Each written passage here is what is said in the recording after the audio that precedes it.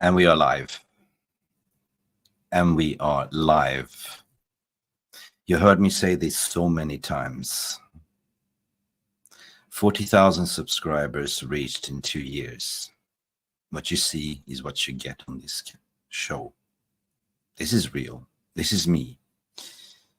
This is me delivering every single news, transfer news, debates, post-match show, reaction shows and everything.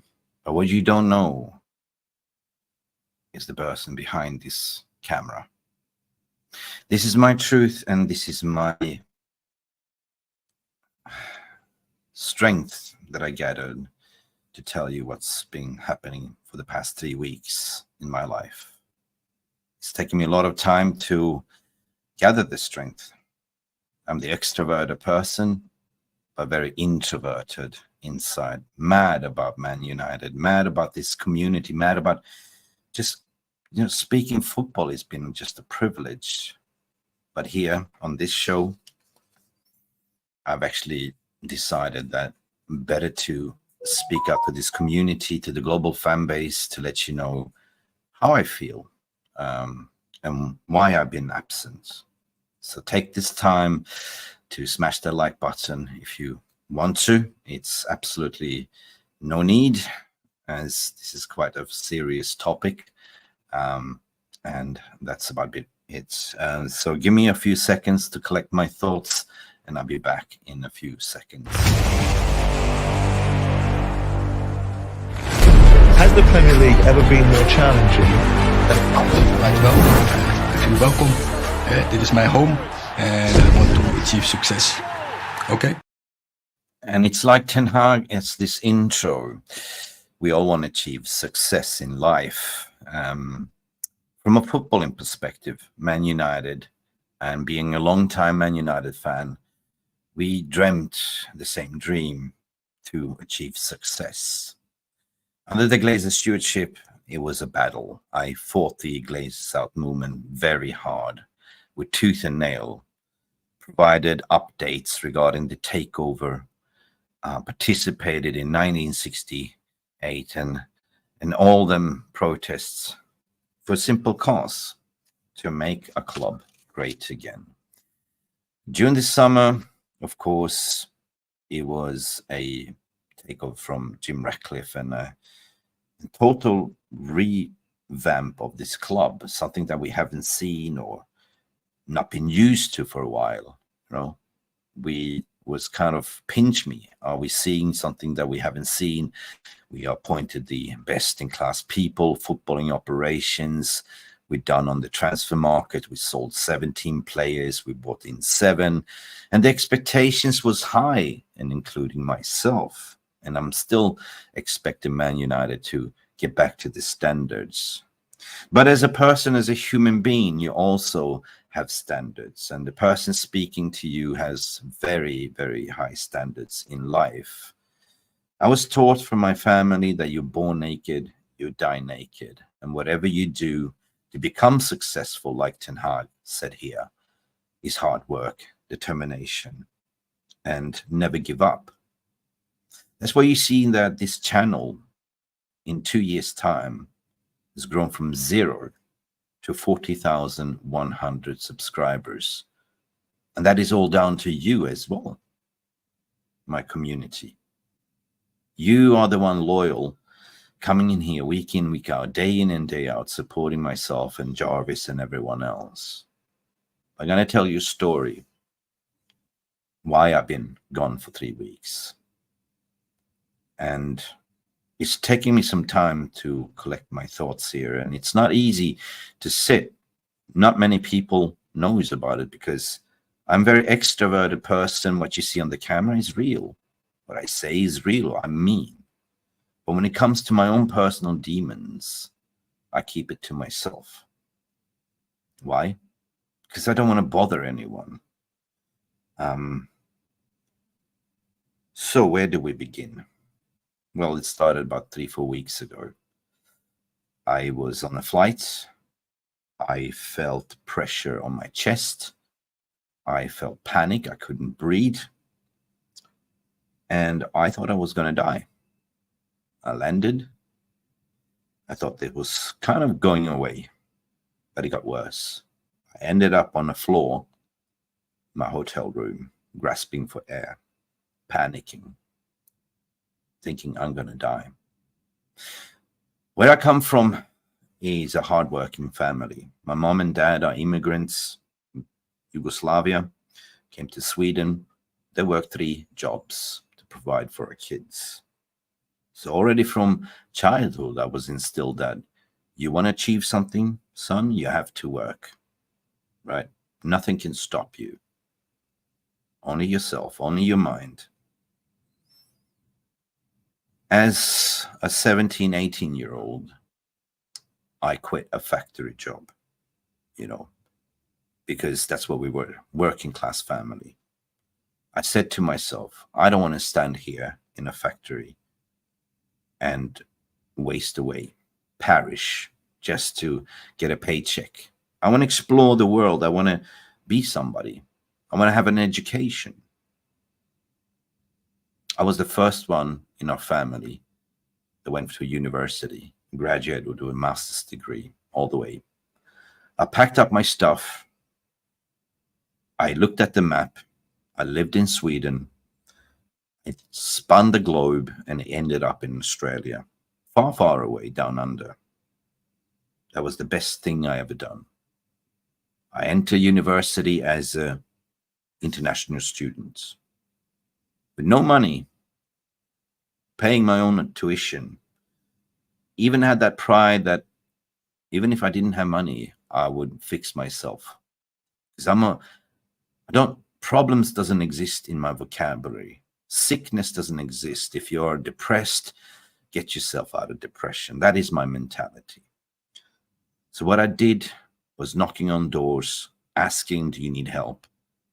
Do dishes, do whatever, just to get by. And that was the start of my career. A career that lasted over 20 years, going places. Dubai, Singapore, Malaysia, US, Atlanta, with work. A guy that came from a small village, from a hard-working family, with determination to be somebody, to make things happen, learn and develop. That was the drive, the inner drive for myself. And after years of pushing hard, pushing that wheelbarrow up the hill, facing rejections to say, you cannot do this, you're shit, you're this, you're that, cancellation, led to that, hang on a second, why did I open Mufc Realist TV? I'm a fan. I'm entitled for opinions, but I never give up. I created this community, this channel, based on having a different opinion, allowing people to express themselves, to be themselves. Just because we are not match-going fans doesn't mean that we are lesser fans. And that was the birth of Mufc Realist TV. But personally, my career has been blessed by working hard and working yourself up the ladder, become a global director of talent acquisition and human resources for multiple national companies, doing change management, living in Dubai, UAE for 10 years. Caught up to me, right? So what I experienced on that flight, when I actually was lying on the floor in my hotel room, was scary. Scary. My heart rate was racing off the roof. I thought my heart was going to pop out. I thought, this is it, Mick. This is a heart attack. I got into hospital and they put me all these IVs and stuff like that, and calming pills and everything. And I met the doctor. We had numerous conversations. He said, you can run from your problems as far as you can, but eventually they will catch up to you. It's accumulation of fatigue, of mental health, but also your own fault, your own mind, that you don't allow yourself to take a breather. You don't allow yourself to take a break. And you don't allow yourself to fail. When you're a winner mentality, say everything that you're going to do better, 1,000 times better, creates a pressure on yourself. Now, it comes with a cost of the near loved ones that cares about you. Wonder what's going on, Mick. What is happening?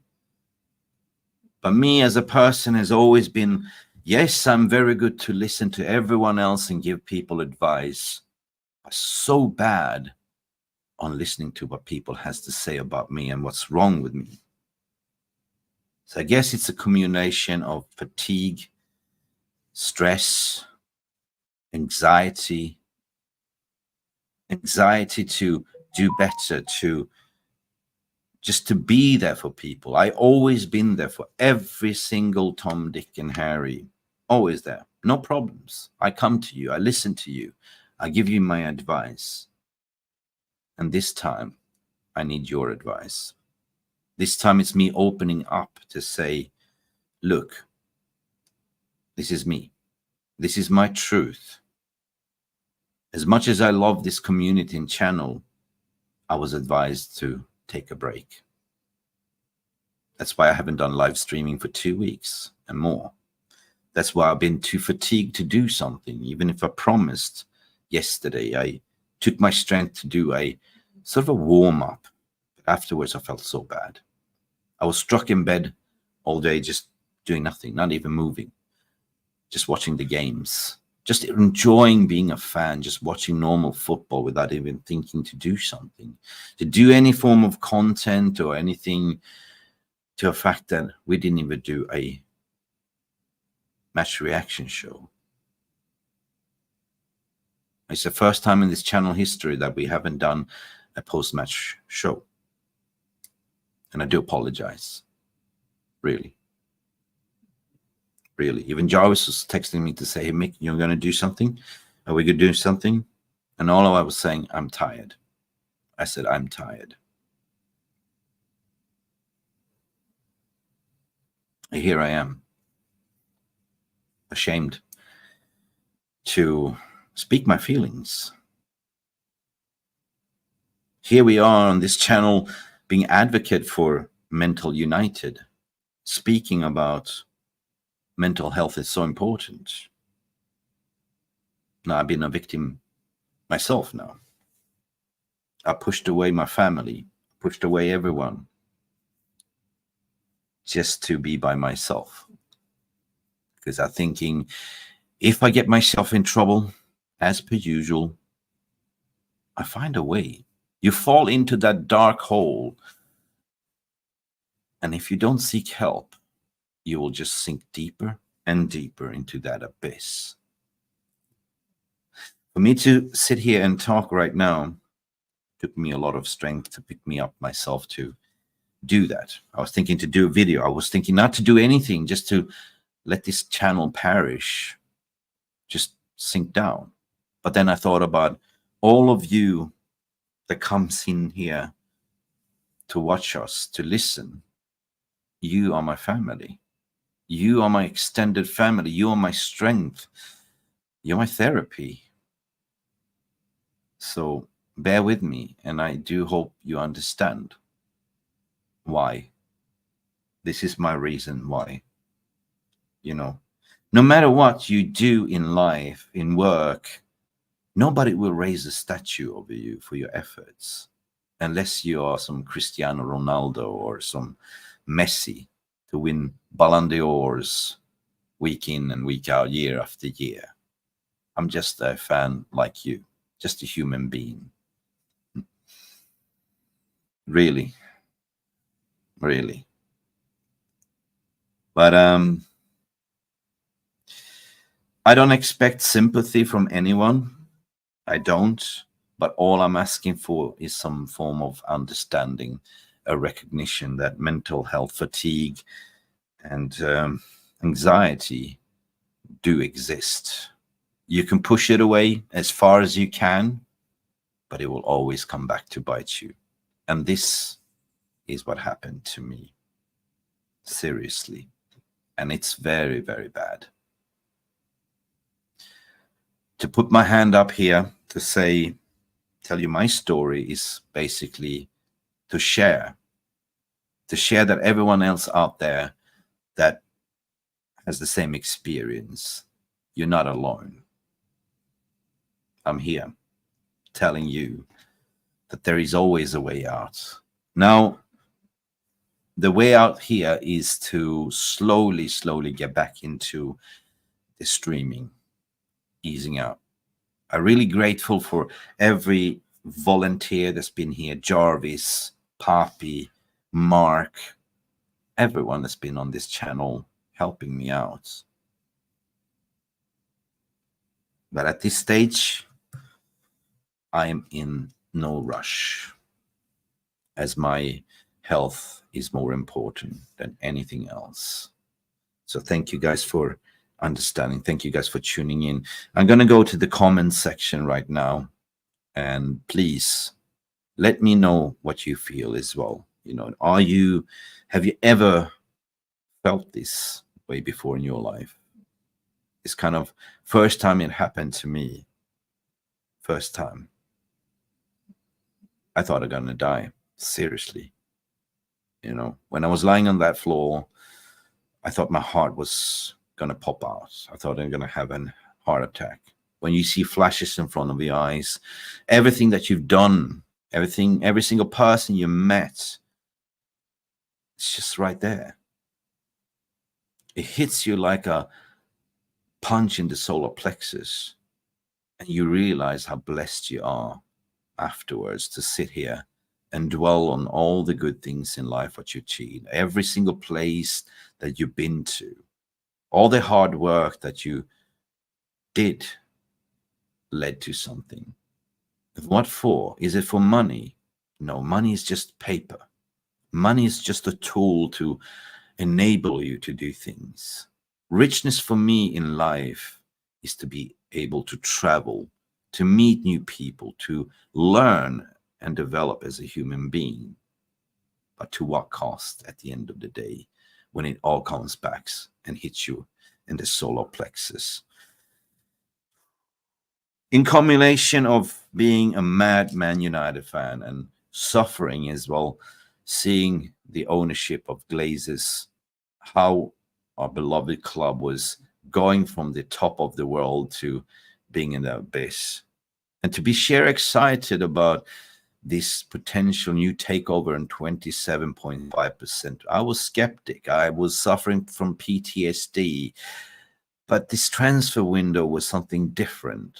They brought joy into my life, thinking, wow, now we are going to cook. And yesterday's victory was pinnacle for me, knowing that we always start slow in the window. But if a loss would be such a dross for myself and from this community, from everyone else, we will be back into that negativity spiral. I promised to myself that I'm going to see football and Man United from a different perspective. I'm going to be more positive. I'm going to give it time, because I realize, you know, if you want to be successful, you got to give it time. You got to work hard. Not everything is going to fall into place, but eventually, if it does, it's a beautiful story. And this is my story. Guys, there is 52 comments right now that I have not been looking at. But listen, I'm going to go in one by one, and I promise I'm going to read every single comment because I owe it to you. Bear with me. Right. Thank you, Stephanie Griffith. First and foremost, Stephanie Griffith, you've been a lighthouse for this channel, lighthouse for every single Man United fan channel. Wherever there is a stream, you are there. Thick and thin, rain, thunderstorm, win, lose, draw, Stephanie is there. And Stephanie is one of our loyal moderators as well. So thank you, Stephanie, for every single thing you've done for this channel, but for in general for the Man United community. So big up, massive roses to you. John, yes, I'm trying to get better. Slowly. Been advised just to take it easy. No stress, no pressure.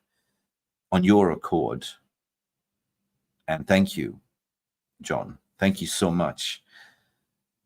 Morning to you, Neil Driscoll, as well. Morning, how are you? And thank you, Dark Crow. Thank you so much.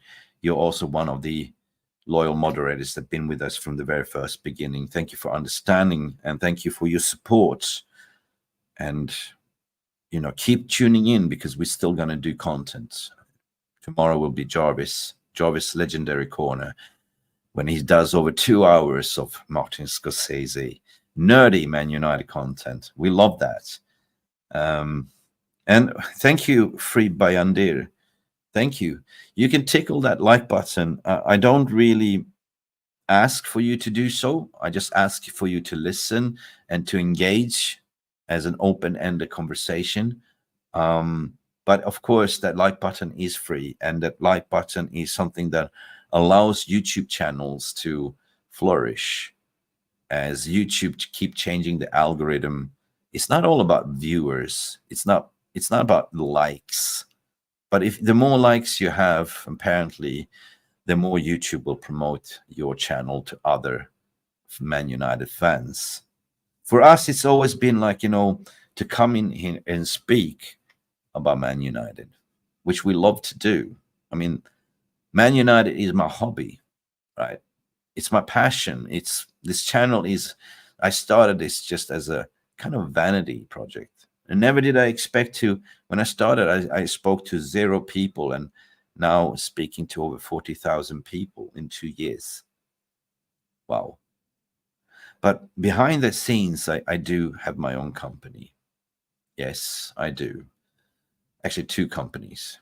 One is I'm a freelancer, like, you know, I do change management in human resources, like transformation and change.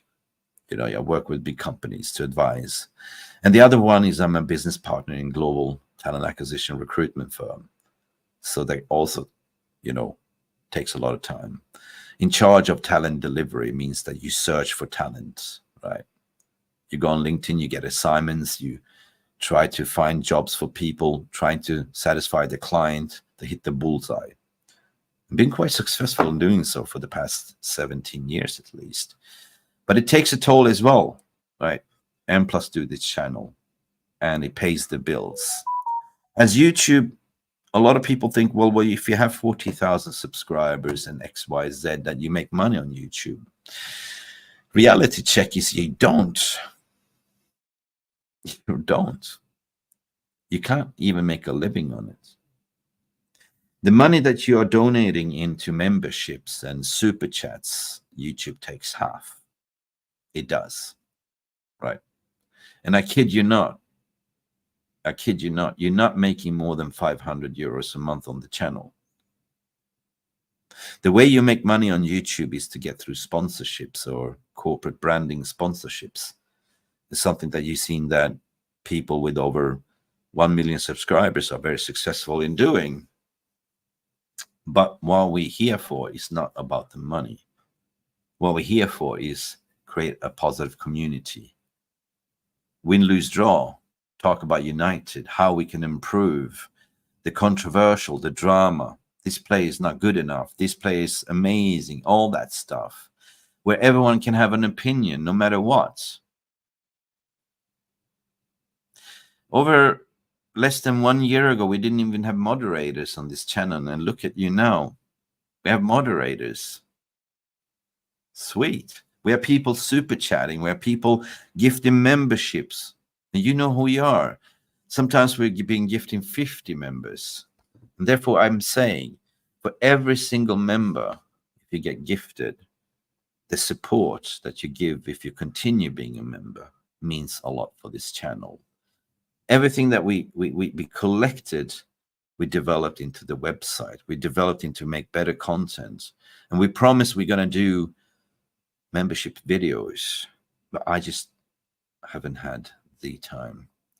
Jarvis, as well that you've seen on this channel, he runs 2 businesses himself.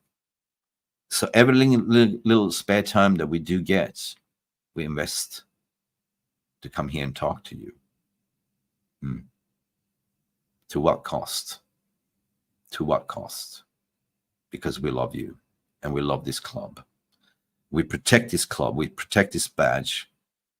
We've been very super critical towards the takeover. We've been very super critical whenever media has been trying to create fake stories about a club and Ten Hag being sacked and everything else. We realize with being a voice of reason to say, hey, think longer than you know. Don't fall for the trap that the media are writing about a club. We've seen this script before. We've seen this script before. Now, I swear to God, if you meet me in person, what you see is what you get. Who I am on camera is exactly who I am when you meet me live. Although, I like to solve other people's problems, but I'm very bad at solving my own problems when it comes to my own personal feelings and how I feel. You see, when I grew up in this hardworking family, my dad was very stubborn. I don't need a doctor. Nah, I will fight it. And that kind of like passes on from father to son. Like, you know, I don't get sick much. I don't get flus. I don't get, never broken a bone in my whole body. I've been lucky. But when this happened, really, I seriously thought this is it, right? I thought it was a heart attack or maybe a brain hemorrhage, stroke coming up. That means that you have to slow down a bit, slow down and reassess, So I went to Bali. I went to Bali by myself, but also it was my best friend's 40th birthday, so we celebrated. I remember I was sitting there on the final days, myself, 5 hours, just thinking, watching the waves crashing, watching the sunset, watching the purple sky. It was beautiful.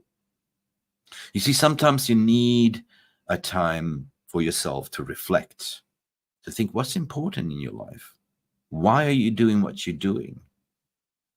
You have to ask yourself the hard questions, and you have to be true to yourself. If you're lying to yourself, then you're lying to the rest of the world. It's simple as that.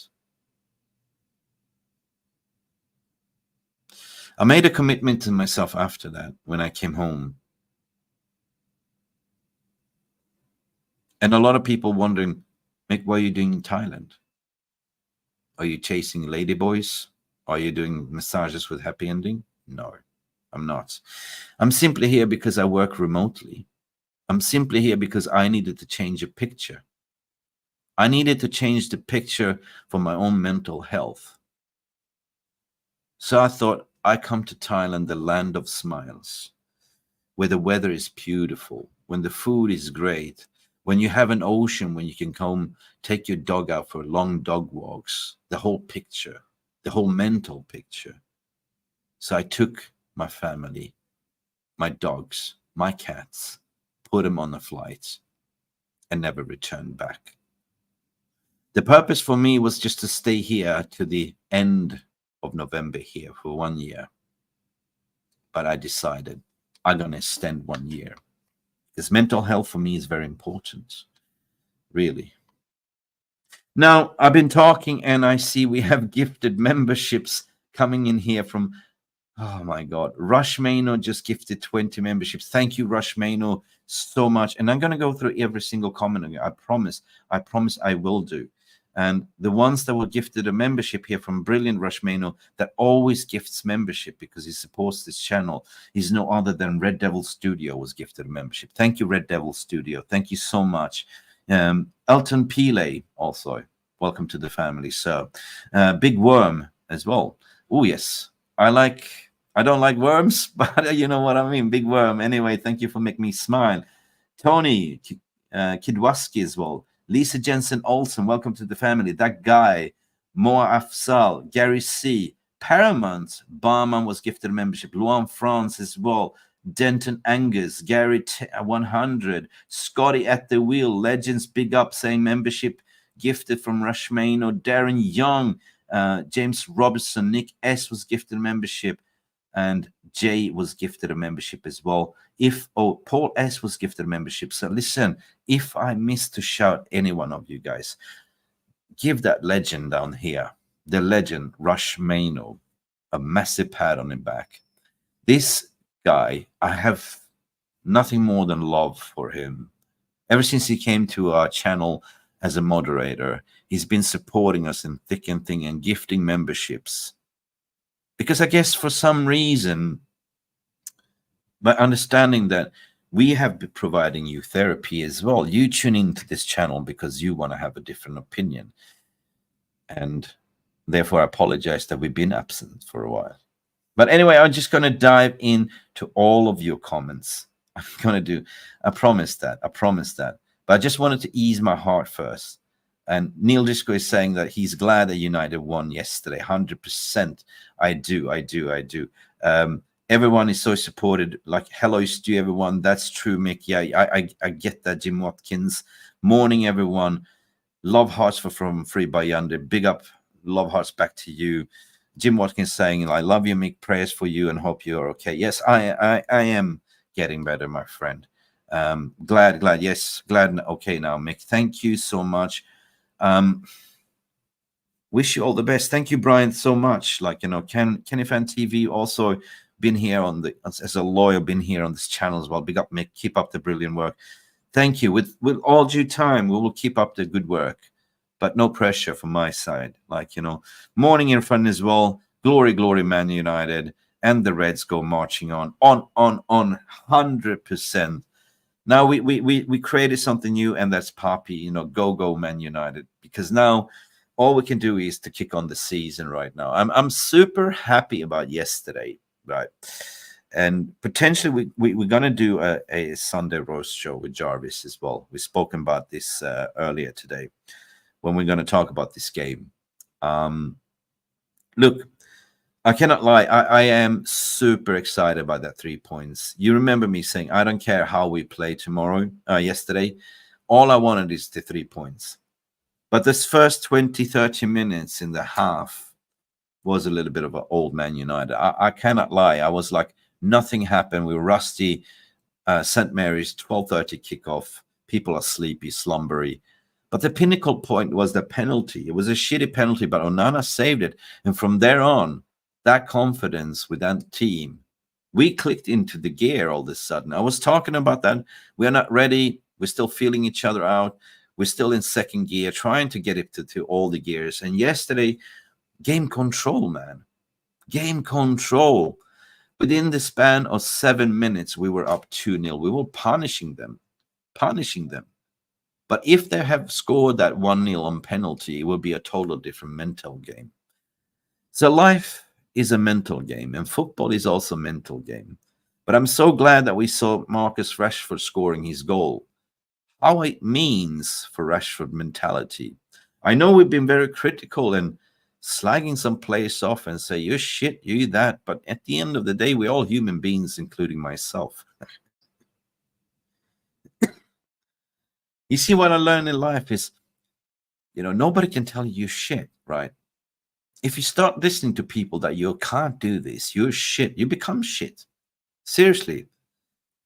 Just remember when you were like in preschool or in, you know, year 1, 2, 3, or 4, when you're most developing, and your teacher's calling you to do extra assignments, telling you you're crap, you're shit. You didn't get that reinforcement. But as soon as you got that reinforcement from your teacher, well done, well this, you're good, you're great.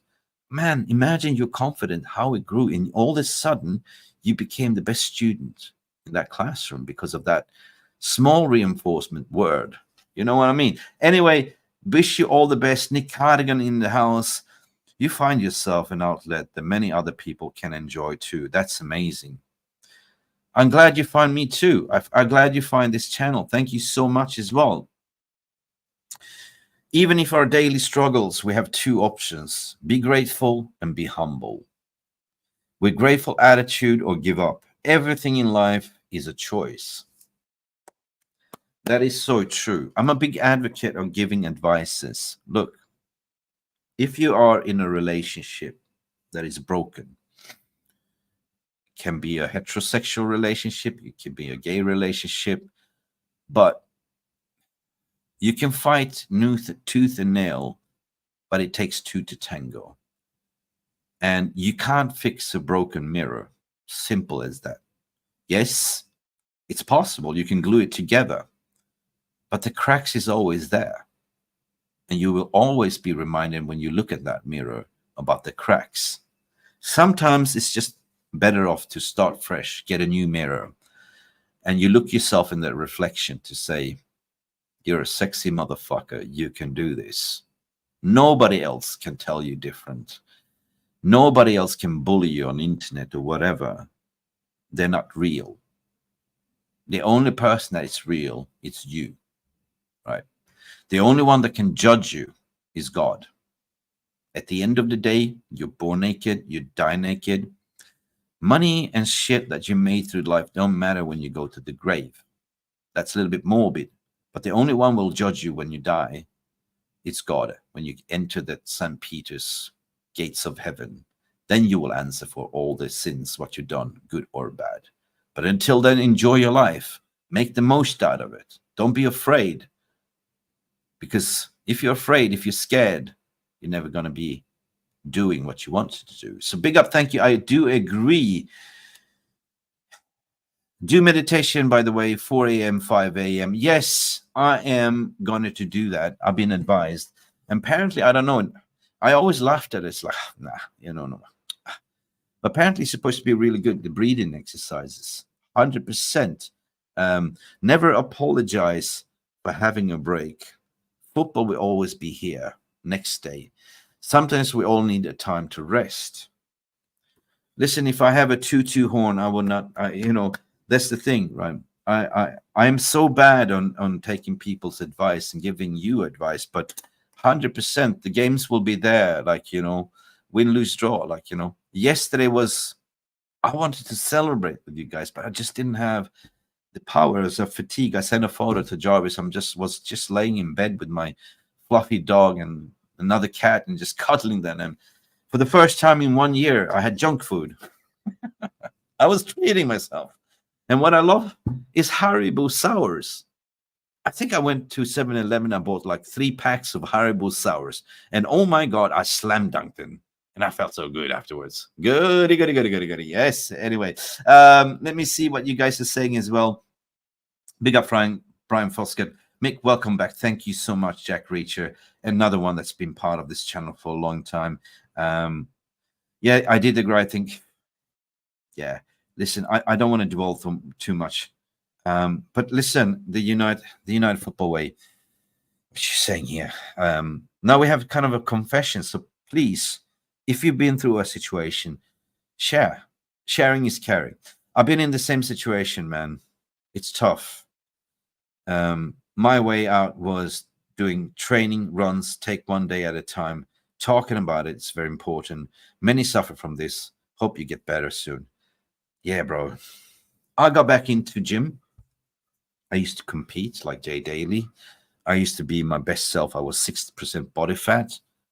But due to all the heavy workloads, I let myself go, right?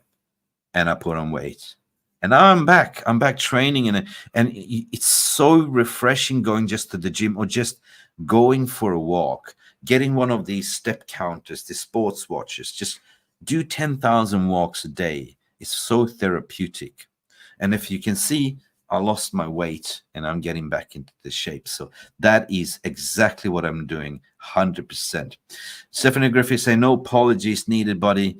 You helped a lot of people in this wonderful community. Now it's your turn to help. We'll always be back. Have your back. Thank you. Your health is so. Thank you. Thank you so much. I guess I'm not looking for sympathy. I guess I'm just here to speak my truth, to speak about mental health, anxiety, fatigue, burnouts. What happened to me was a burnout, serious burnout. Haven't had a holiday for 2 weeks, constantly working 7 days a week. It does take your toll. I think I burned up my midnight oil. And to go to Bali was so amazing. If you haven't been, it's such a spiritual place. The vibe, wow, amazing. And just to sit there, just to watch the waves crashing in and just collect your thoughts did magic and wonders. Let me see. Elite baller, a rich man is he who can sleep at night knowing he has harmed no one. Zen, 100%. Look, richness for me, and I must say I'm lucky in life. Not everyone has the same trajectory. Richness for me is not money.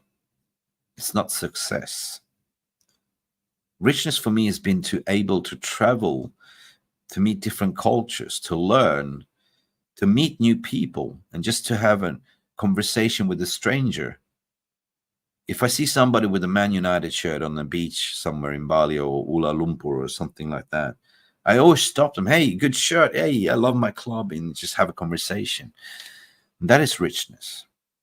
I understand that some people, they can't hardly put food on the table, and they look at me and say, yeah, you lucky bastard. But I'm not lucky. I mean, I guess everything that I've achieved was through hard work, through these two bare hands. I hardly drink alcohol. I stopped, right? Because I have a brother that suffers from addiction, and I've seen what that can do to people. I put myself on a intermediate fasting for 8 years ago, so I don't eat breakfast, lunch. I have one meal a day, something called OMAD, and that is amazing, right? It was really hard in the beginning because the ghrelin, the hunger gets to you, but that's why you see me drinking a lot of coffee. That is my explanation. Everyone that knows me, Mick drinks a lot of coffee, but I need to slow down because of the anxiety, because coffee keeps me going during the day, keeps the hunger away, and that's about it. Jim Watkins, what are you saying here? Mick, you love the fact that you talk so much in a humble way that just speaks volumes of your character and determination. Never ever give up, and you're loved. You are loved, and you are special. Thank you, Jim. Well, you mentioned thing, never give up. That's been my motto through my life. Turning 50, right? So the big 50. It's always never give up. You know, when your chips are down, you just push harder, right? If the team loses, I believe we can do better. That's standards, right? So true that. Neil Driscoll, Gary C, everyone, Mick, watching you guys like my own personal for my own therapy.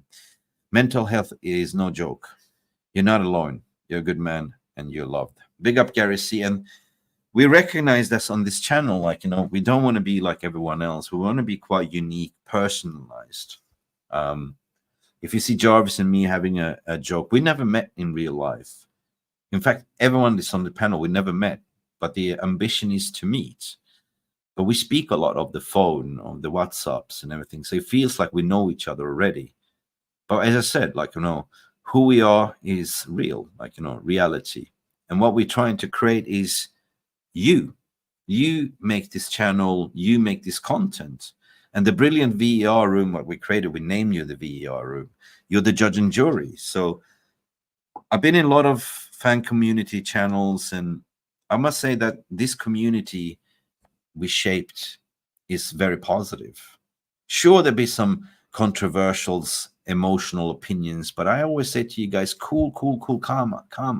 Inhala, exhala means inhale, exhale. Right. I know if all the politicians in the world would agree on the same thing, we would never have wars. And that's a fact, right? But this is the way the world is shaping. You know, everyone has different opinions, and your opinion is never going to align with the other. So, you know, and therefore we need to have a peaceful resolution to just allow different opinions and accept each other for who we are. Simple as that. No matter where you are in the world, we're all wearing the same shirt, right? We all have emotions. We all have feelings. We all go through struggles in life. And that's why I'm doing this stream, to put my hand up to say I have problem. But I'm working through it. I'm working away 100%. We are on the right path now. And now let's talk football. Sorry. Let's talk football. Anyone, if you guys want to come in and talk to me, you're more than welcome. You're more than welcome. And in fact, I do want to talk to you as well. Jason Attack, another loyal member, man. You've been here from the beginning. Look at your lovely family in the eyes, and nothing else in the world matters. Not even football. You helped so many people on the way you addressed United. Your health comes first. Jason, 100%. 100%. You know, and this is the fact. I neglected my family.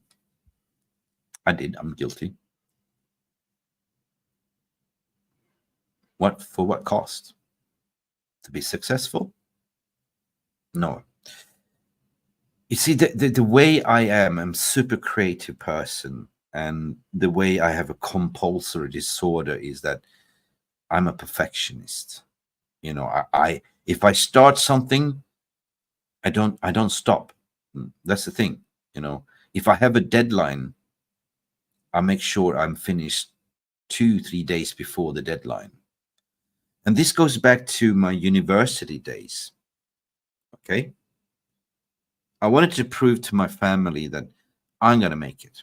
I'm going to prove to the rest of the world that I'm going to be educated. But I had one handicap, and it's something called dyslexia. Right?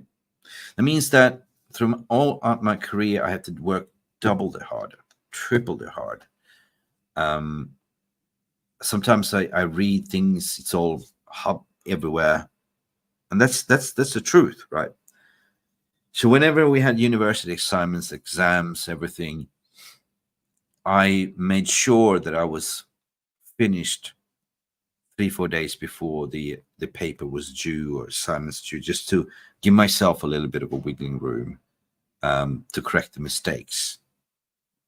And you can see that coming through sometimes through thumbnails or descriptions, but that's my handicap, and it is what it fucking is. I can't change it. This is the way I'm born anyway. So just giving you the example, YouTube take 30% of the revenue out. I don't really care how much YouTube are taking. I care about us coming together as a community, right? There's a reason why we're all sitting here, you know, and that is Man United. This is what brings us together as one big family, right? When we lose, we are crying together. When we win, we're celebrating together. When we draw, we're thinking, oh, what if? What a frustrating. But yesterday, guys, was a win. And I want to talk about yesterday because I did a short video upload regarding that. And yes, the first 30 minutes was not so good. But I said we clicked into that gear and something what I call game management. We've seen that 2-0 in the second half is vulnerable. Of course, everyone was thinking, we've seen this script before. We've been up 2-0 before, and we lost it with 3-2 or something, or bottled it with 2-2. But the catalyst in this was the Onana save on the penalty. Instantly, you saw how it changed with the players. We were giving a second lifeline, and we said, oh my God, this was a wake-up call. And within 7 minutes, we scored 2. We punished them. And I'm so proud to see Matthias de Ligt and that beautiful cross from Bruno Fernandes, the creativity, and the header, 1-0. I was screaming on the top of my lung, yes, let's go now. Let's go. Only 6 minutes later, Rashford gets the ball on the left, cuts in, drops a shimmy, dim, and curves a ball into the right corner. You know how good that was for his mentality? I know I've been his worst critic, 100%. But 2-0 up in the second half, means that cruise control now. I remember coming into the watch along and say, guys, the most important thing here is 2-0 is the most vulnerable result in football, especially when you 2-0 up. We saw that what happened to Everton yesterday as well. They lost with 3-2. They were 2-0 up and bottled it with 3-2. So I'm always saying that 2-0 is the most vulnerable result in football. And I keep saying that. So what you have to do when you're 2-0 up, what Ten Hag said, we were going for the kill. But at the same time, what I saw the team doing is game management. We had more possession than them have. We kept rolling the ball backwards and forwards, finding runs. Xerxes was so good at holding up the ball. Xerxes missed a couple of chances, but he could have scored. He sent Ramsdale to the wrong side, but it was pure unluck that the foot came and blocked his shot. Right? Everyone was working for each other. I thought that De Ligt was the man of the match performance, but nobody talked about Mazraoui. Mazraoui was a monster. He was a monster as well. I didn't see one bad performance of everyone. Everyone was fighting. Everyone was thinking, no, we're not going to lose this. So it was control, in-game control. And for Diego Dalot, I got to give him his roses as well for gave away that penalty. We grinded it out, and him running, opening up a run through that channel, and the beautiful weighted pass for Amad Diallo, and the cutback pass. And this is something that we've been crying out for, what we've been talking numerous times last season. We don't do cutback passes. Diego Dalot did a fantastic cutback pass. Beautiful, landed at Garnacho's feet, and all he does, one touch, boom, in the roof of the net, and 3-0 is a fact.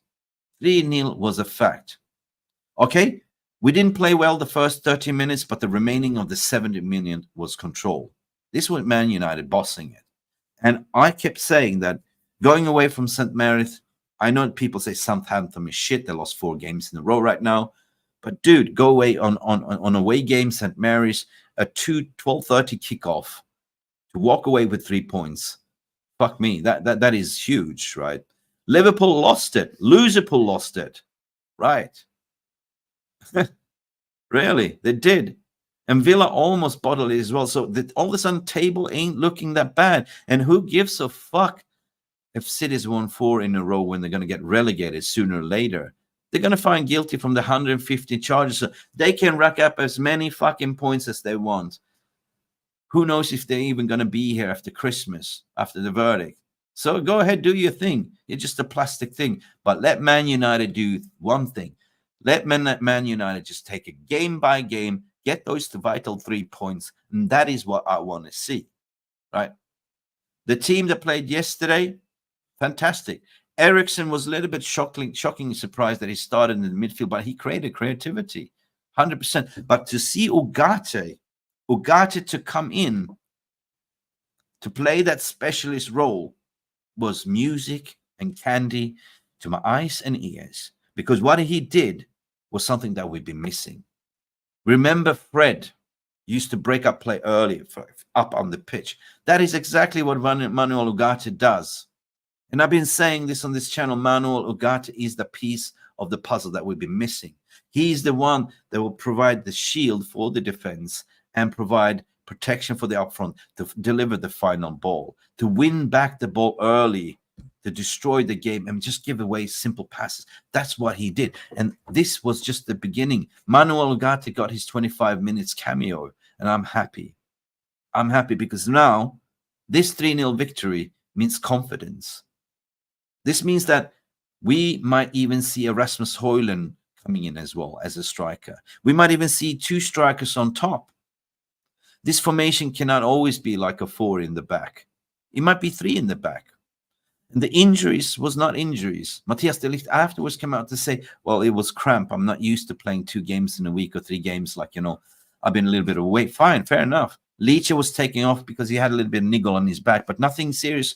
There's no hamstrings whatsoever. Mazraoui on the other day, I don't know what went wrong, but we cannot afford to lose Mazraoui. So for me, that was a very level-headed performance, guys, and that's why I'm happy. Let me catch up with the comments, guys. Jesus Christ. what you're saying here, looks like Mars, De Ligt, Maguire, and Martinez all got knocks and could be injured. Well, De Ligt, what I said was just was just cramp. Maz, I don't know what went on. Maguire, he looked like he was limping a bit. Maybe he was on hamstring.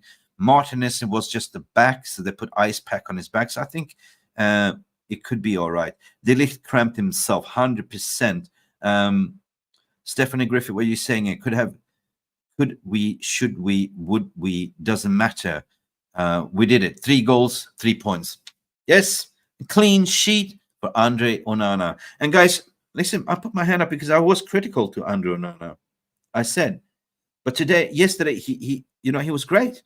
He had a great shot stops. His distribution was good. Flawless. And he kept a clean sheet. And the defense was solid. I even remember the post-match interview to say how important it is that you had 15 different defenders. Yeah, it makes a difference. But no, how important was it for you to have Licha and De Ligt? Yeah, the guys are amazing. Because they played together before in Ajax. He knows he can protect him, right? The most vulnerable thing is a goalkeeper, right? When your defenders are letting you down, you're the final outpost, right? We saw it yesterday. I think it was, the Everton game, right? The Everton Aston Villa game.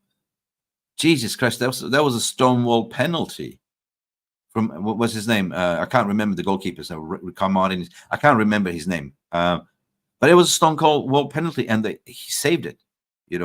He saved it. That was a confidence booster for them, and that was a fantastic game because Everton's been shit, really. But they gave Aston Villa a run for the money. It could have been easily a Villa goal if only Calvert-Lewin found the net. Calvert-Lewin looked like he was on best par form. Like he looked like a potent striker. But Ollie Watkins, 2 goals. And let's talk about John Duran. Where did this guy come from? John Duran, the Colombian. Wow, I really liked the look of John Duran. But fucking hell, 2-0 to lose 3-2. Again, comes down to 2-0 is the most vulnerable, and you should never relax. G Wolf is in the house saying that's no way a penalty. It was a tackle just outside white line. We screwed on that. Well, the thing is, G Wolf, we never got to see the lines. So we never got to see, at least the stream that I was watching. I thought it was on the line too, really, but we didn't see any lines drawn or any penalties or any replays. It was just penalty. But it didn't matter. At the end of the day, 3 points what matters, guys. 3 points. Let's see. 150 FC, boo, boo, boo, boo. Yes. Again. 2-1 victory for them. I don't give a shit what they're doing. All I know is what's coming their way. The hearing starts tomorrow. Explain to me how you're going to get away with 115 charges. If Everton got done for 2, the points deduction, how are they going to get away with 115? If they get cleared on everything, then we know that everything is corrupt. Then we know that we might just close shop of the Premier League because the money and power wins, right? They might not get relegated. They might just get 30 points deduction or whatever. But even if they get 30 points deduction, there might be relegation at the end of the window anyway. So let them rack up as many points they can right now. And if any of you solicitors from Man City or Mansour listening, I don't give a shit. Because if you cheated, you deserve punishment. Simple as that. The way you inflated everything, created fake sponsorships, the way you assembled the team of the fake money that came in, you deserve punishment. You deserve points deduction. You deserve to be stripped up every single title, and you deserve to be relegated, in my humble opinion. Football is not for cheaters. Football is a fair play. Fair play, people. That's why people like us tuning in every single day to watch fair play football.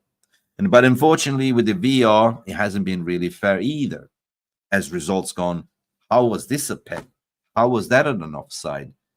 So I fear that there is still some corruption going on in high-level football. And it's hard to point it out, but this brilliant Portuguese hacker that's on witness protection, he basically exposed them lots, exposed UEFA, exposed City by just hacking in and sharing information.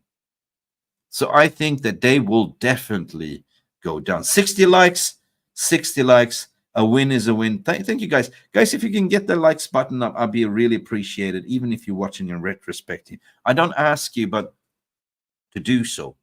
As this stream was just for me to come and to speak about what I've been going through lately. And thank you. I feel so much love from this channel and from this support.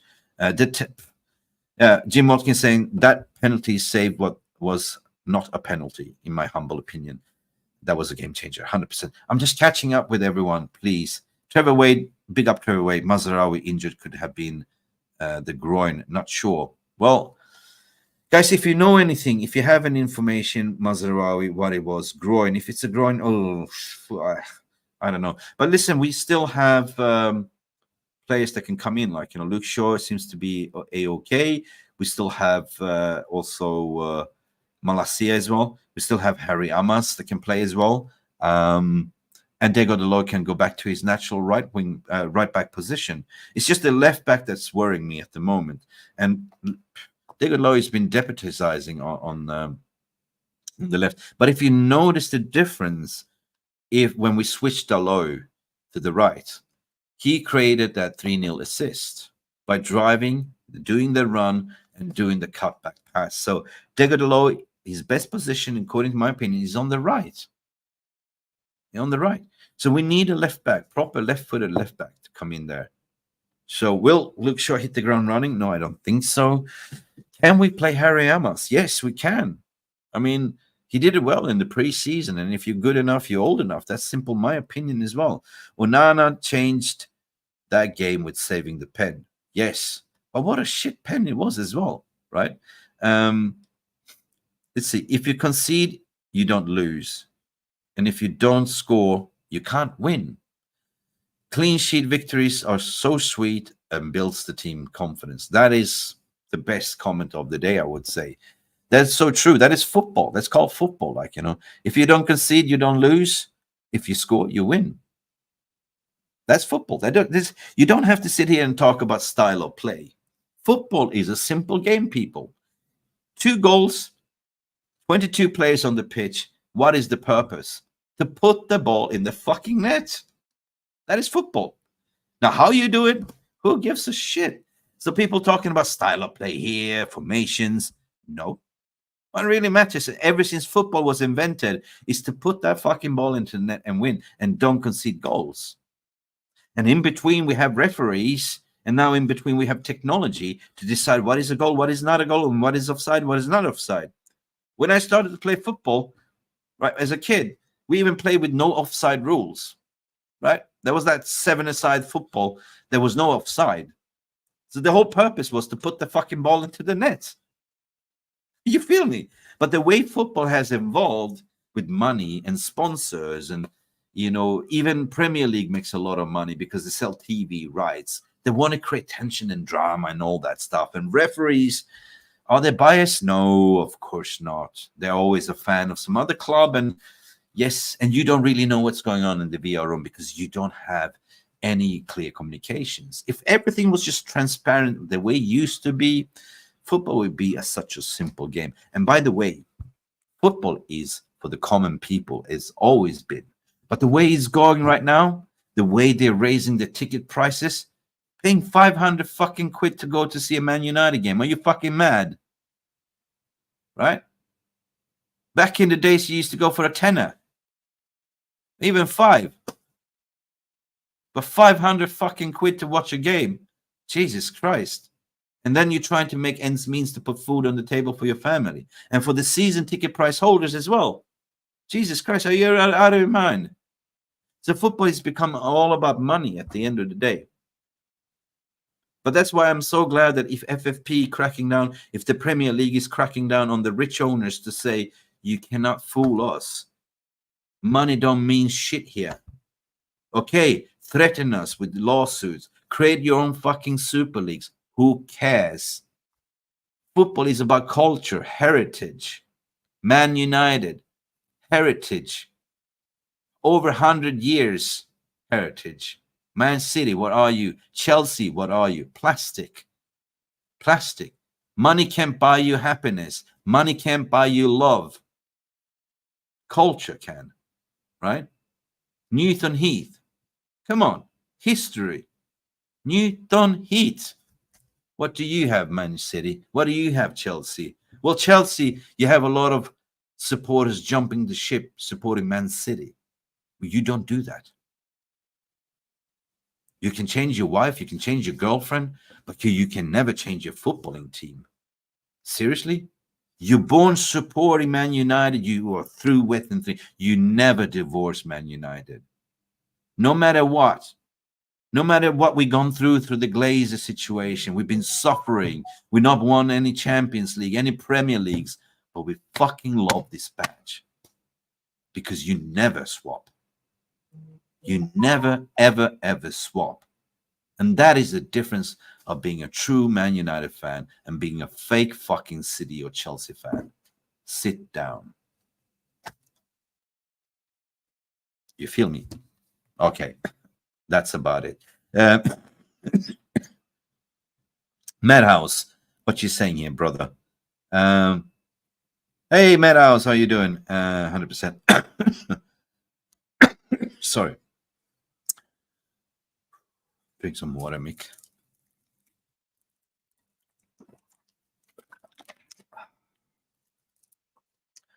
All these titles should be taken away and cheating bastards. I agree. It's fucking simple. Just take any fucking sport. I'm sorry for swearing now. Ben Johnson, what happened to him? Lance Armstrong in cycling, what happened to him? They cheated. They took steroids. What happened? They got banned for life. Banned for life, not to compete.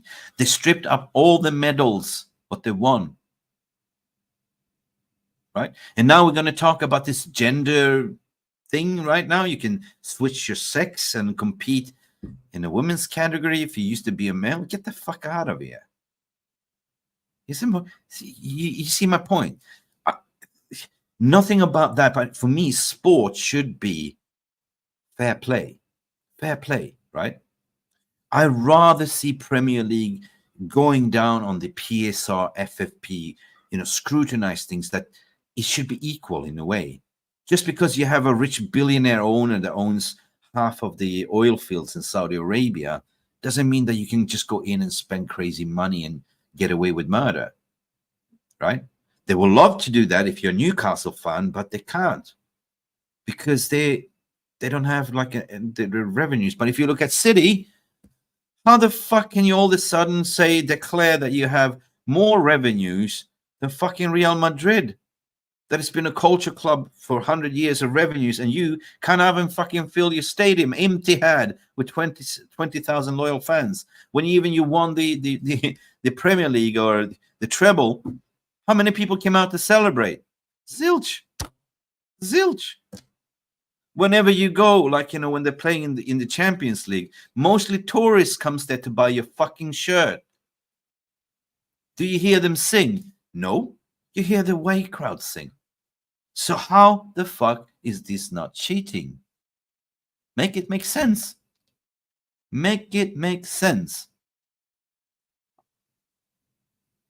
And G Wolf is saying as well, I've been talking to my bro about this, and we think they should be kicked out of Europe as well. For 3 years transfer ban and 5 years or relegated to Division 3. But the thing is, even the president of UEFA say, I know you're guilty. We went after you, but you did something called time bar stamping. You over appealed in the Court of Arbitration and Sports Arbitration in Lausanne in Switzerland. You pushed it as far as you can until you have something in legal terms called time bar stamping. After it's passing 8 to 10 years, you cannot do anything further with this evidence. So UEFA gave all this fucking evidence to the Premier League and say, here you go. Because here you can't do that. So they are fucked. they are fucked. If Everton provided evidence, they're collaborating. They refused to provide evidence. They even went ahead to say, we're going to countersue you. Now, who does that? If your wife caught you guilty, cheating, how are you going to explain that? She's got pictures of you doing the dirty deeds. Nah, it wasn't me. Or, really? They have every single evidence documented in that box. They're just waiting to have a rock clear case. Because if they blew this, it's gone. You have club's testimonial. You have Omar Barada used to work that's going to testify again. They're fucked. I would say they're basically fucked.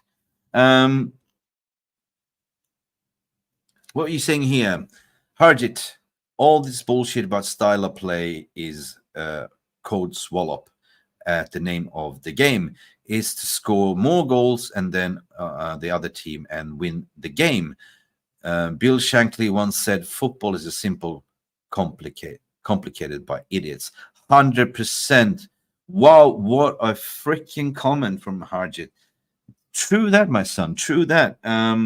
Listen, my father used to play football. He was a pro, right? But he got banned for life for knocked out the referee.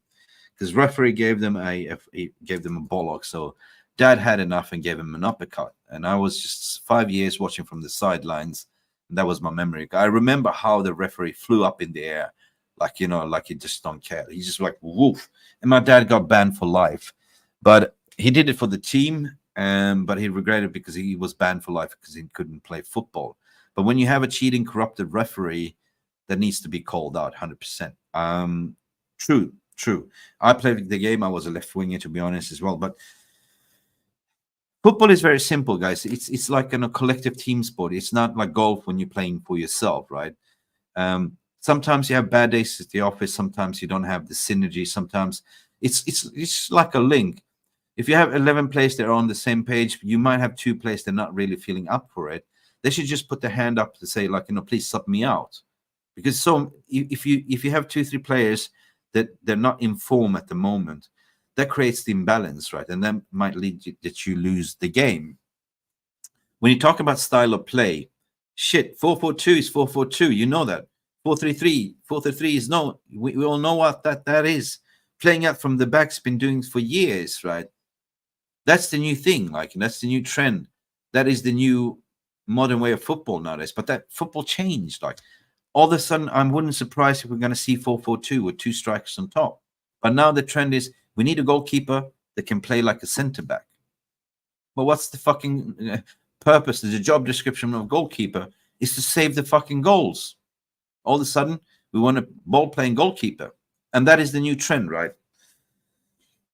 That happens, right? It's same with style of clothing. In the 80s, it was all this neon.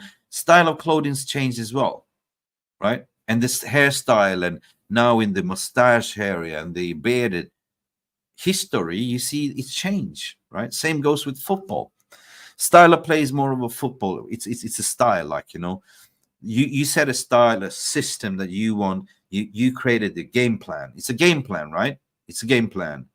The style of play is like what? Counter-attacking football? Park the bus football?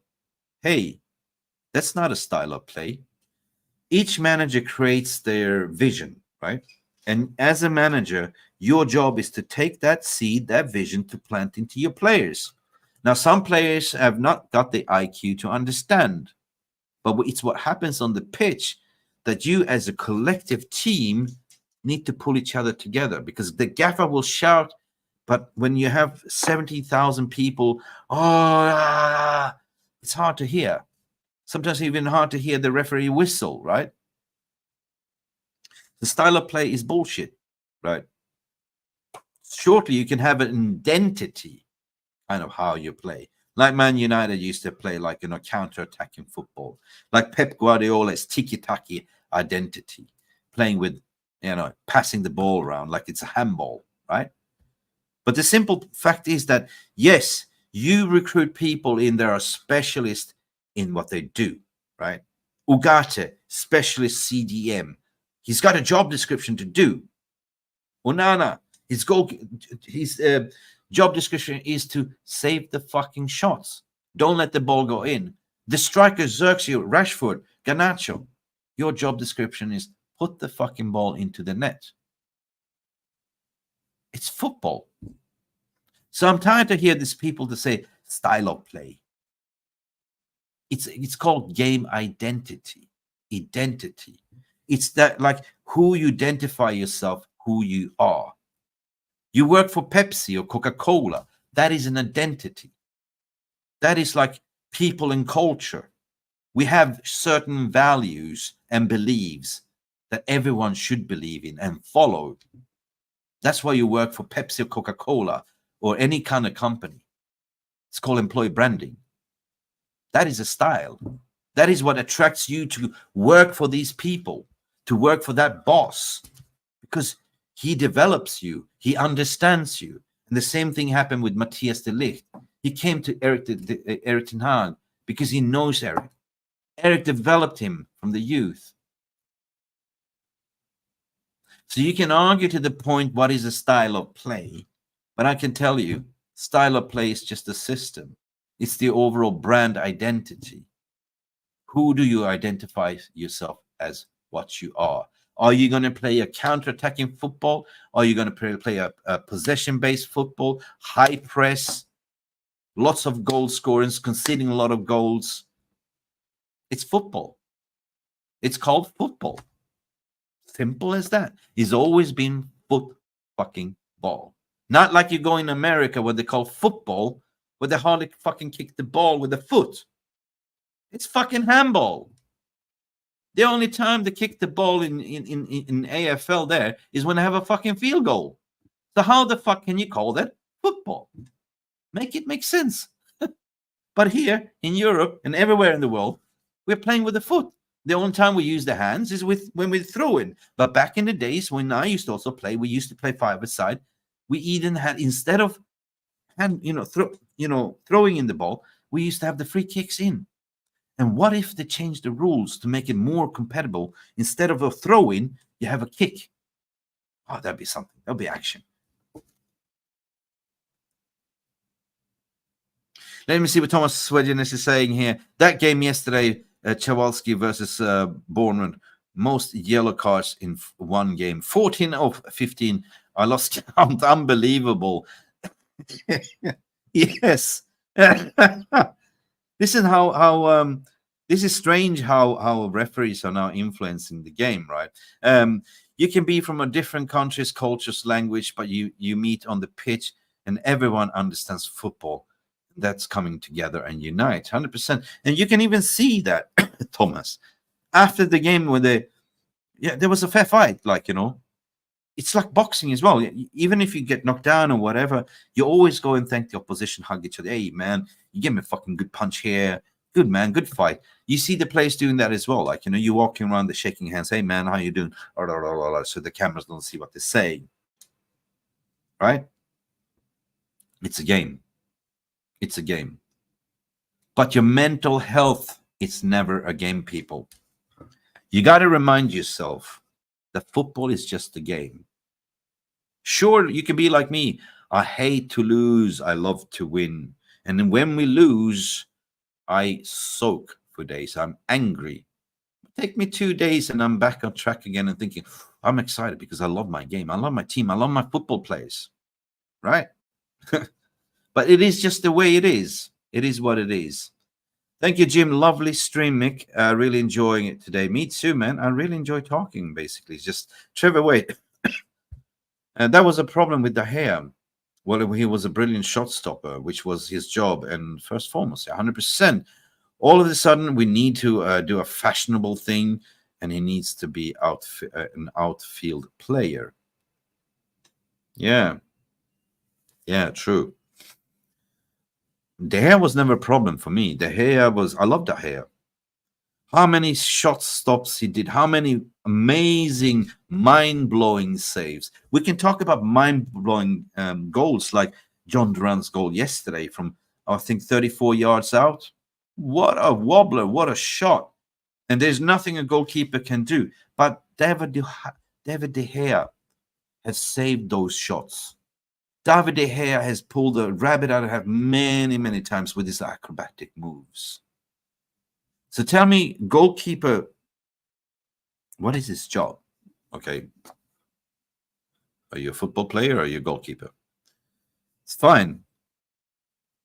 But it is what it is. We have Andrew Onana, and we recruited Andrew Onana in to play the modern way. But in order to play the modern way, you need to have a solid defense in front of you. Like, I really like the look of the partnership of De Ligt and Licha. Right? Really, really. That helps a lot. I mean, De Ligt is amazing. And I believe that De Ligt came because he's been struggling in his career. Like, you know, he hasn't had managers that understood him, right? Sure, he's got a good CV. He went for Juventus, he went for Bayern.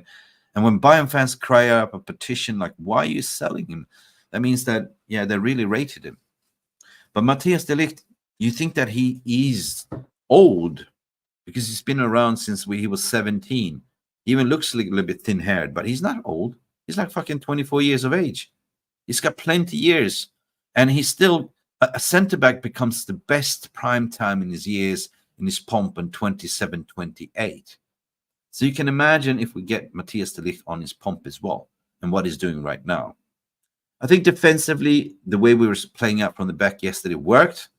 I think that the counter-attack worked as well. I think that Xerxes is bound to score soon or later. But in order for a striker to actually score goals, you need to create at least 7 goal-scoring opportunities for them. I think Xerxes got 3. Normally, it takes about 7 chances for one striker to convert into 1. So we need to be a little bit better to service our main man on the top. And something that we don't really do as of yet. Really. When Rasmus Højlund comes into the game, I would love to see a 2-man striker partnership like Kohli and Yorkie back in the days, where Xerxes or the Zerk does what he's really good at, his hold-up play. His hold-up play was out of the world yesterday. Wow. And the link-up play. So him to hold up the play and link up and just lay it off to Rasmus Højlund, or lay it off to Garnacho, or lay it off to Ahmad, or lay it off to Bruno to have a shot and a pop and potentially arrive late in the box. This could be a fantastic weapon. So Xerxes looks like he's a unit. Xerxes looks like he's going to be good for us. I believe. Let me see what you guys are saying and just catching up with the chain. We'll see. Trevor Wade, De Ligt has a point to prove. That is the type of play we need, and he will prove it 100%. I totally agree with you what you're saying there, man. Trevor is also continues. Xerxes can make his own chances, which is a big plus. Also likes to drop deep and get involved in the build-up play. Exactly what I said as well. He's more than just a striker. He's a 9.5, in my opinion. Cat in the house, Stephanie Griffith. I was really impressed with Ugarte yesterday. He got on the pitch and he did his job really well. Listen, you are spot on there. Like, you know, you are so spot on. Do you think we should get in another midfielder to join? No, I don't think that's good enough. I think we have Collier. I think we have Dangor Jr. as well. I think we have good midfielders. I think Eriksson will play in certain games in Europa League and cup competitions. I think so. Casemiro has a role to play as well. But Ugarte is, in my opinion, is our marquee signing next to, obviously, we really wanted him. We really needed that character as the final piece in the puzzle, right? The way we want to play, and again, we're going back to the style of play. No, really, Ugarte will provide you the shield. He's not the sexiest player. He's not your ball-carrying type, but he's definitely the one that can drop deep, put it sort of a reinsurance for the back four, pick up the ball, break up the play, and just transport it into the final third. He's also the player that Fred used to be, to win the ball high up on the pitch, to break up the play high up on the pitch and keep pressure on. Break it up, give it a pass to Xerxes or whatever, and score the goal. That is his job description. I really like the look and the feel, and I know he's got abundance of energy, right? And let's not just forget about Mason Mount, what he can do in this team as well. You know, Mason Mount is such a good, you know, off the ball player, and how he presses and how he works like a dog. And that means that he gets injured a lot. Like, this season can only get better if we have a good rotation, right? If Ten Hag learned from his past mistake, which I think he's done, that you need to have a fresh squad, I think we will do something good. I think we will finish in top 4. We saw Skalspool, Loserpool, Arne Slot in, it didn't come off yesterday. Even at home, they lost 1-0. So we can only look at ourselves, people, one by one, and just be mentally strong together. Casemiro, what you're saying here, lovely ball to Dalot and then Dalot to Garnacho. Yeah, great cutback. Yeah, we spoke about this before. Trevor is saying we have a solid bench this season. That is the biggest plus for me when everyone is fully fit. Yes. And guys, did you see that celebration from Garnacho yesterday? He keeps going. The Trinity. He sits on the bench and just goes like, joined by young Ahmad as well. I think Ahmad is he keeps Anthony Dos Santos, on his toe on his bench. Ahmad really, really like shows that you need to take on your defender, right? Rashford, sorry, you still got a lot of pace to pick up. I hopefully like the confidence in him scoring. But if you're going to be a winger, just don't do the complicated things. Just Rashford's game is so beautiful when he does it simple. Very, really simple, right? You don't have to sort of go and take on 3 defenders at the same time, because what's going to happen, you're just going to crash into the wall and lose the ball, right? So that's what I love about Ahmad. Like, he chooses when he's going to take on and when he's going to cut in, and it's so unpredictable, right? Same with Garnacho as well.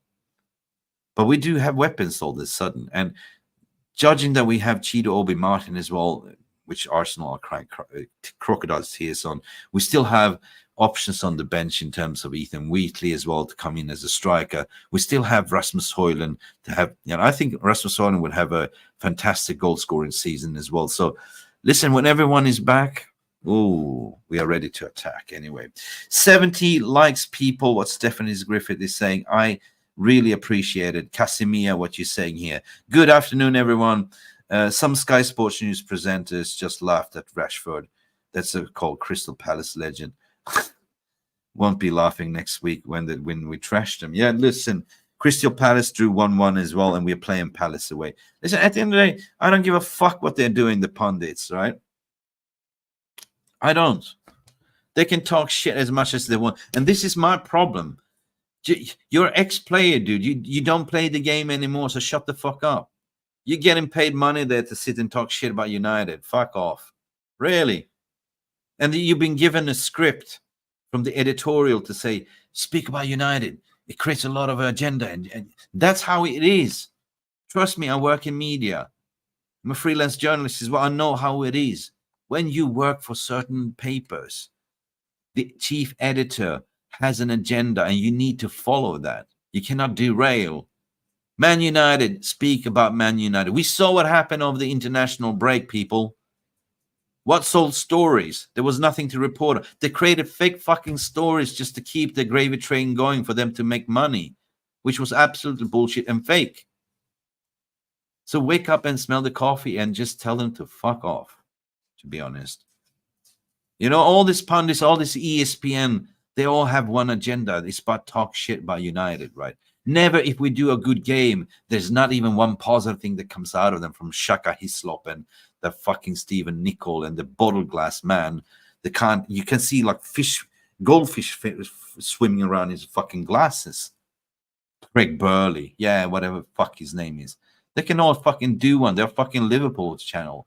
But to see Slot using them, hey, you slot right into my butt cheeks, mate. Fuck off. That's why I'm saying protect this fucking badge, people, for no cost, no reason. Mental health matters, but protect ourselves against all these trash pundits and media and all that stuff. Take care of yourself. Take care of this community. And don't fall for this bullshit. We do it game by game. We back this team. We back this fucking manager. We back this fucking process. I don't care a fuck if you're Ten Hag in, Ten Hag out. I don't give a rat's ass. What we care about is us winning. Winning, right? This is the way the cookie crumbles. It's football. And this is what we are here for. Football. Nothing else, nothing more, nothing less. That's all I have to say. Health is wealth, Ronald. It is absolutely true. And I've been seeing a lot of people even in the private, or not even private, or Telegram group chat as well. It's been, whenever there's international breaks, it creates boredom. Your people are debating, oh, Rashford is better than this, Bruno is shit. Dude, you're bored. I understand. But I'm not going to do that. I'm going to just like, okay, we got rid of Scott McTominay. Harry Maguire is a squad player. But when Harry Maguire comes in, he offers something. Sure. Christian Eriksen is still here. Victor Lindelof is still here. But they have a role to play this season. We need squad depth. We need rotation. We need players to come in and do the job for a couple of minutes to give the original team a little bit of a breathing space and rest. So every fucking single player in this team right here, right now, after this transfer window, do have a fucking role to play. No matter if we like it or not, they're just going to help us win games.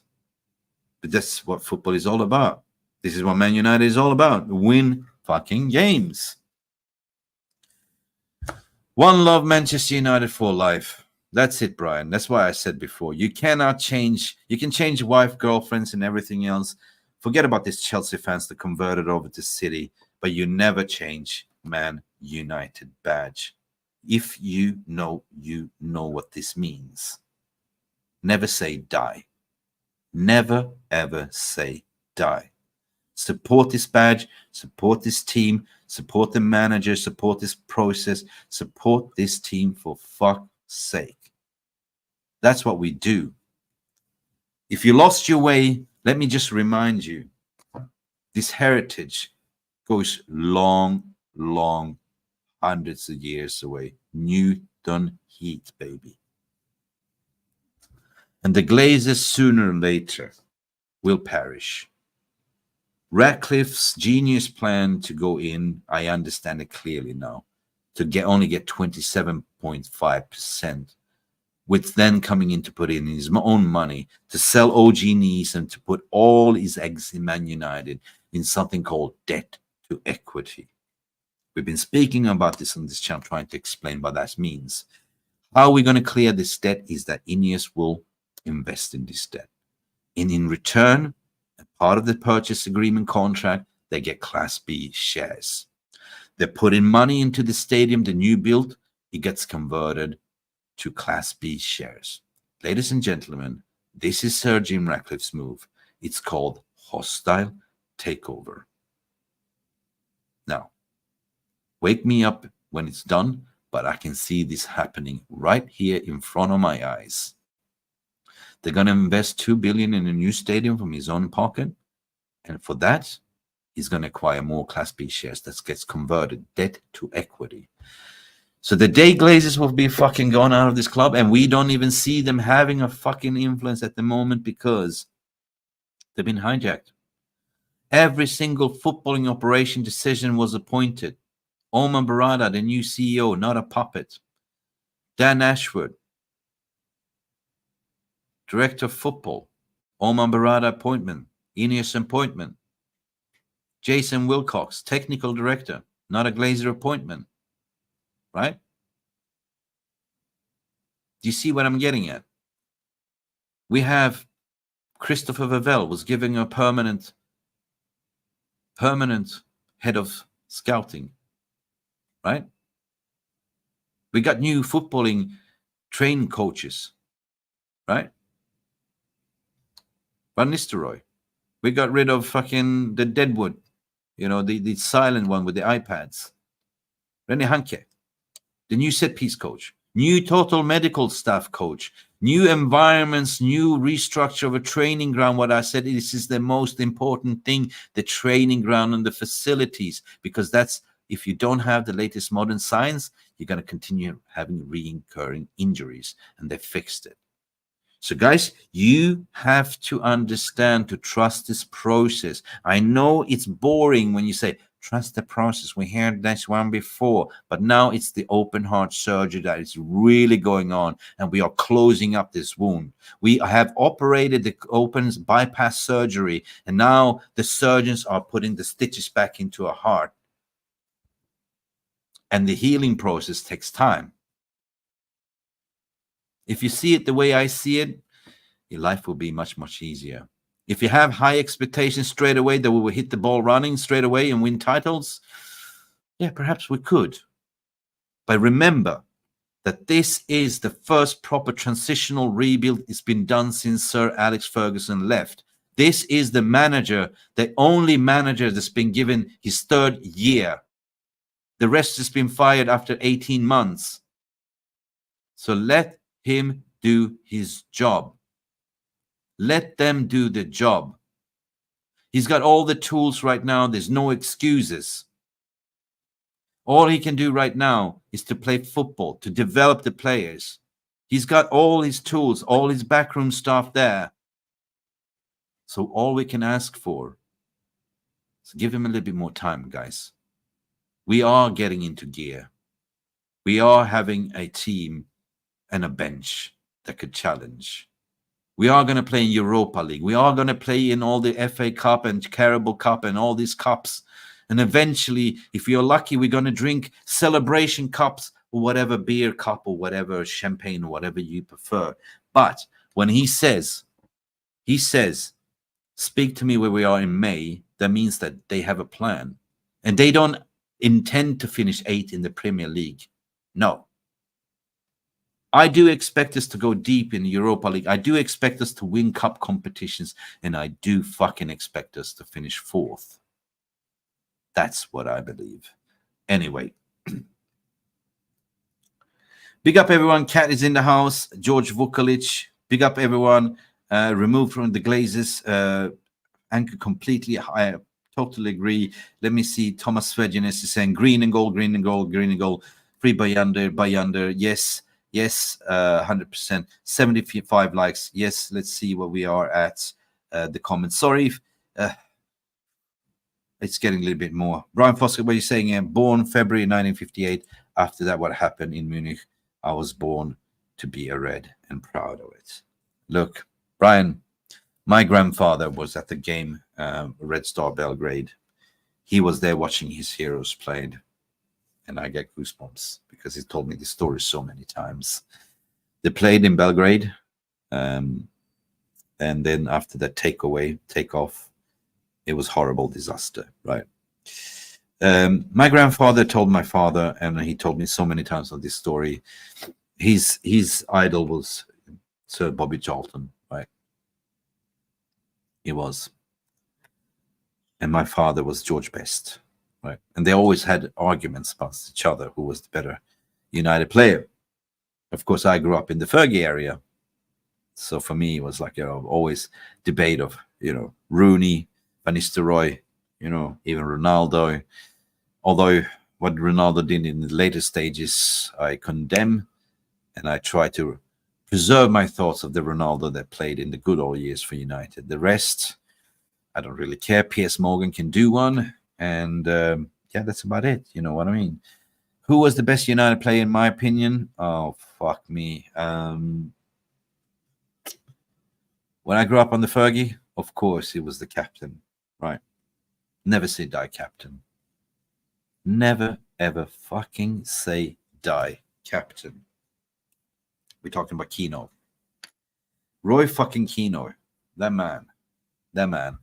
He would give everything for this team. And do you recognize we have a Bruno Fernandes there? He's giving everything. He gives his socks off. His plays injured. But Keano was just there to fucking give everyone bollocks, right? Of course, then you have Paul Scholes, like, the magician in the midfield. We have the Neville brothers as well. We have so many good players, like, on the Fergie.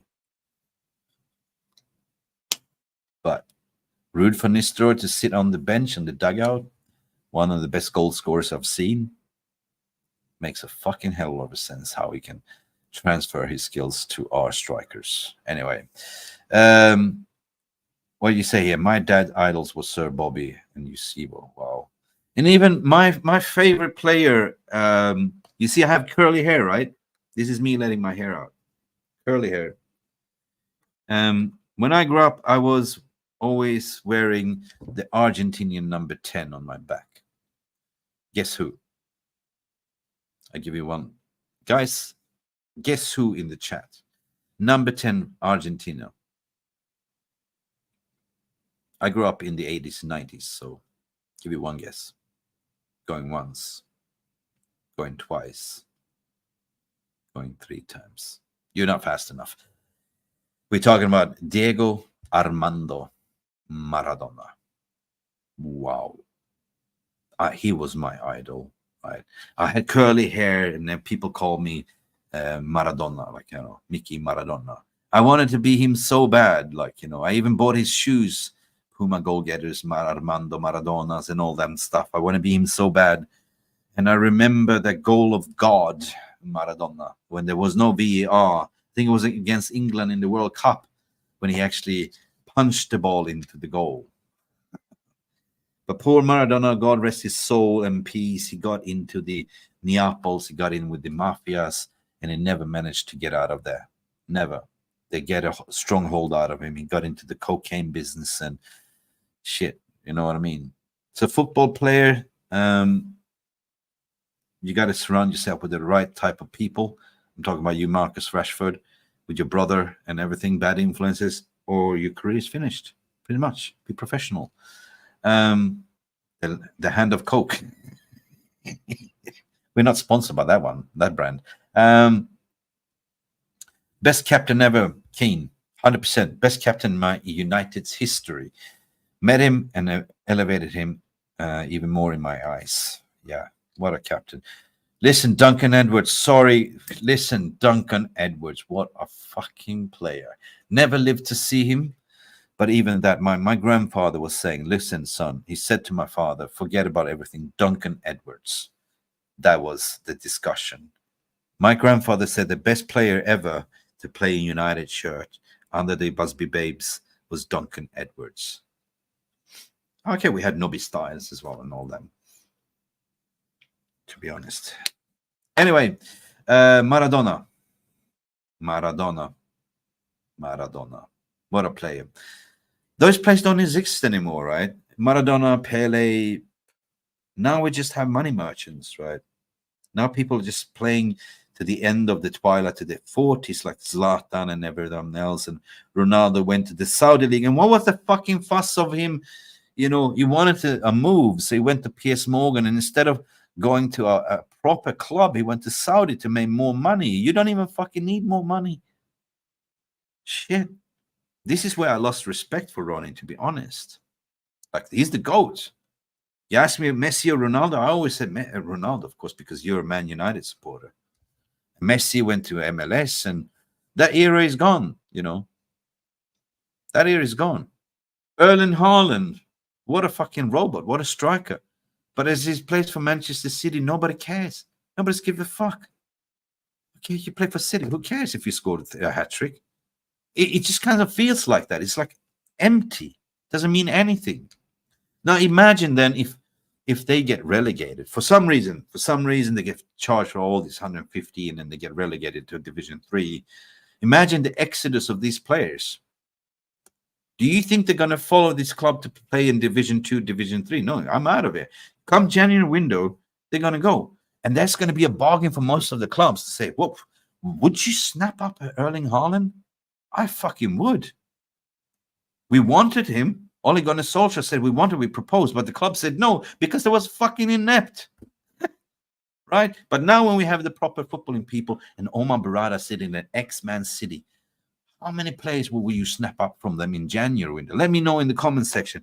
If they get relegated and they do a max exodus in January window, who would you pick up out of their squad? Let me know in the comment section. This is going to be the last interaction we do before we close the shop. Duncan Edwards, go to son. Yes, 100%. Duncan Edwards. I agree. Mario Kempes. Oof, I hated him at the time. Yeah, me too. I hate players like Sancho. I hate players like Sancho.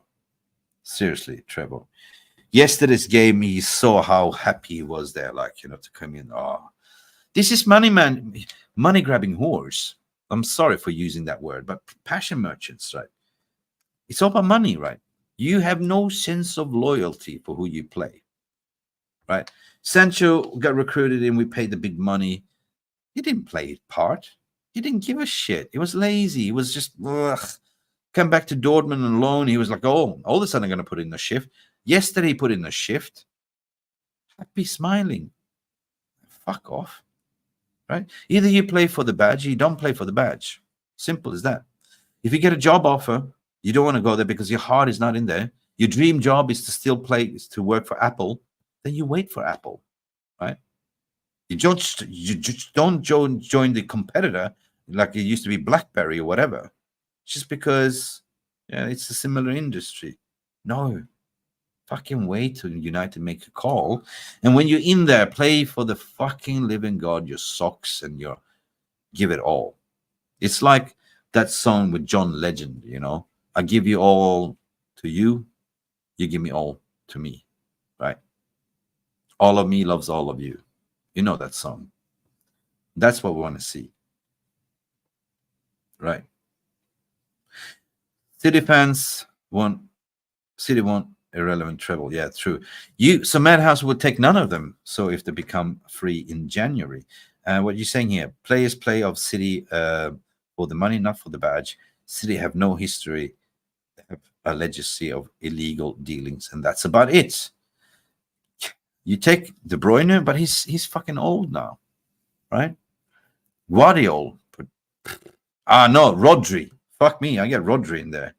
Rodri. Yeah, Rodri. And I do get on Haaland in, right? Rodri Haaland. Potentially Silva, but he's also old, right? Silva. 77 likes. Yes, stop Scouse is doing the treble. Yeah, 100%. We Reds already friends. 100%. No, seriously. Final question.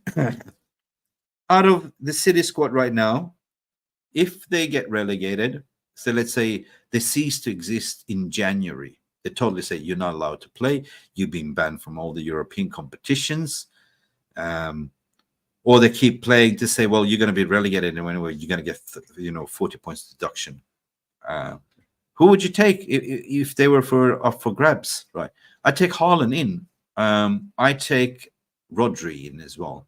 Who else? That's about it, I think. Bernardo Silva potentially. I don't know. The goalkeeper, yeah, he's good. Yeah, the goalkeeper is good. 100% his goalkeeper is good. What's his name? Edison. Yeah, he's good. Very, very good. But that's about it. I know for some reason, there's a reason why, Omar Barada jumped ship. I would say so. He knew that this was coming. Wilcox as well. They knew because they are providing evidence against it, right? So would you leave as a chief operating officer if you knew that this is a sinking ship, right? Bernardo Silva. Yeah, that's a good call, Brian. Haaland, Rodley, and Silva. Yeah, that's what I was thinking too. And the goalkeeper. Yes. The rest, I don't know why even Gundogan bothered to come back, right? I don't even know. But anyway, guys, today, it is the big showdown. Now we're going to see what Arsenal is made of. Last year, they were blessed with having almost zero injuries. Today, they're going into London Derby against Spurs, and they are men down, right? Feel what we feel last season, fucking Gooners, and see how we have no Declan Rice in there. You have no fucking, what his name is, Calafori, no Odegaard. Let's see what you're made of. Cheese string, hamstrings. Rodri and Haaland, what you're saying here, Stephanie Griffin. Yes. I know KDB is a looker like you. Oh, yeah, I have this KDB hair right now, right? Chin up, buy all, and that's about it. Guys, sorry.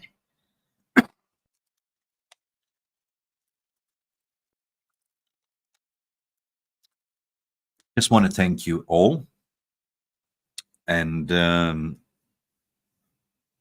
it was a good stream, to be honest. And it was good to share my inner thoughts.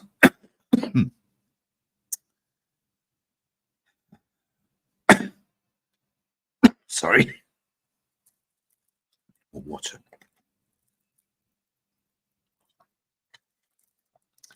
Madhouse, I can see it's a Grealish haircut. Yeah, normally you don't see me. I'm saving up. It's a surfy hairstyle, dude. But listen, I just want to say before I wrap up the stream, it was heavy for me to do this, to open up. But I must say, you know, with all your support in this chat, love you. Been amazing. It's been amazing. You guys shared as well. We had some great interaction here, peeps. And you know what? At the end of the day, look after yourself. Look after your families. Look after what's most important for you. Football is just a game, and I know mental health plays an important part in your overall well-being. So take United the way it is, understand it for what it is, and just try to enjoy it. Try to find the enjoyment.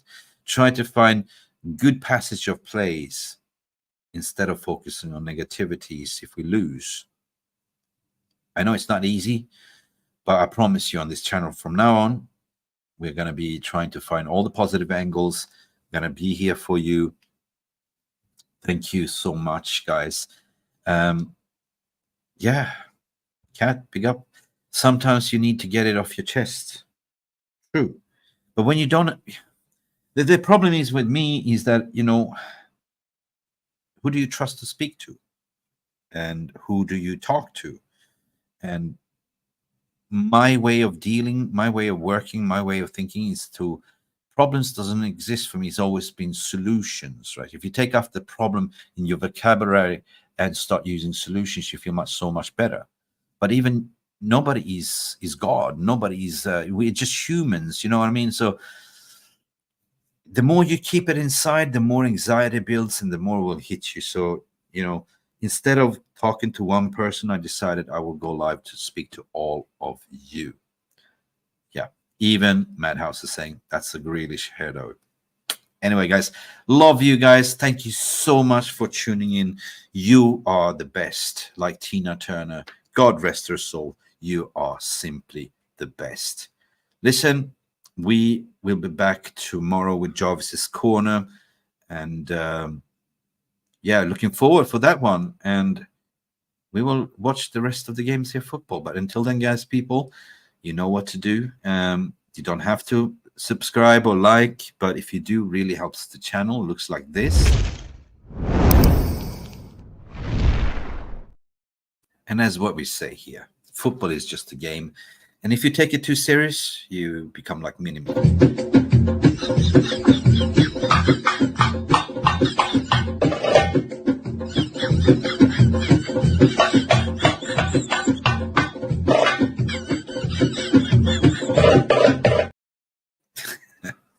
You know, Mini-Me.